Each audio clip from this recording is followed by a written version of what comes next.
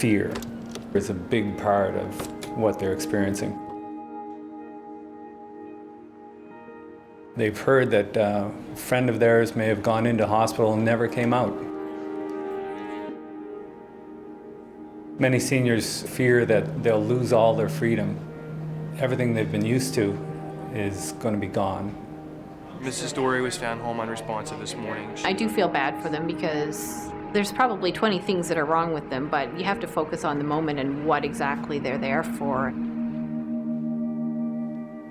Sometimes we just don't have the time to sit there and have a reasonably paced discussion. It's stressful for the patient, and it's stressful for me as an emergency physician.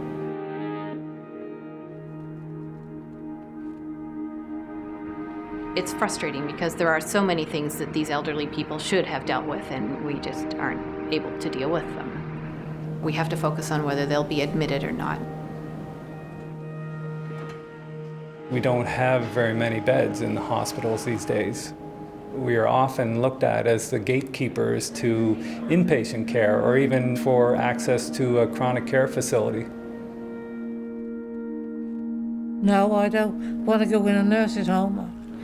I worked in them, and I don't want to go in a home. I fought that tooth and nail. I said, no way, unless it's an absolute have to. There are days when I leave work, I'm frustrated. You think about what you could have offered the patients, wonder how they're doing at home. Should they have gone home? Is it a safe environment for them? You just wish that you could have offered them more when they were here. The usual approach in the emergency department is to focus on the presenting complaint. And yet now we realize that for the seniors, that may not be enough. We refer to them as frequent flyers to the emergency department. Patients that return to the emergency department a second time or a third time or more than that in some cases, that's what really makes us feel we haven't done our job. We don't have all the answers right now, but we're working on that. We want to be creative, and this is a perfect time for us to bring on new ideas. Hi, guys. Oh, hey, Alice. Hey. I have a patient for you. Hi, Mrs. Dory. Hi, my name's Krista Miles, and I'm what's known as a social worker.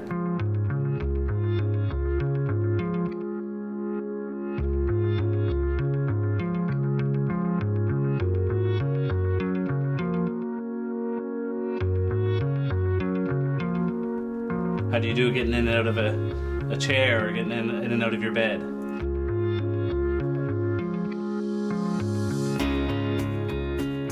So when we last talked, Geneva, you were feeling pretty down. Yes. Are you still feeling that way, or? You hold 1, 2. Do you want to take a rest? It's the work. We want what's best for the patient, every one of us here. Our ends can't do it all. There's lots of services in the community, but we don't always know what they are, and we don't always have the time to access them either.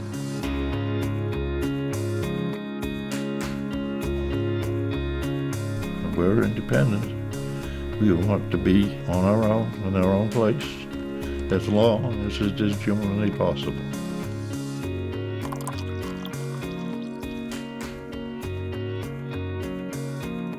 They prevent hospital admissions, which is really good for everybody because there's not a whole lot of beds.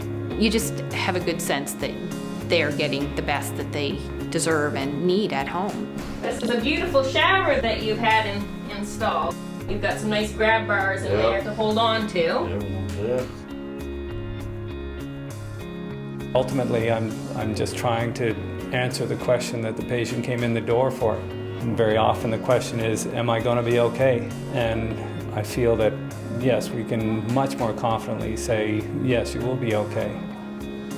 You send the patient home with a sense of knowing that you have done what you can do for this patient and that they are so much safer at home now.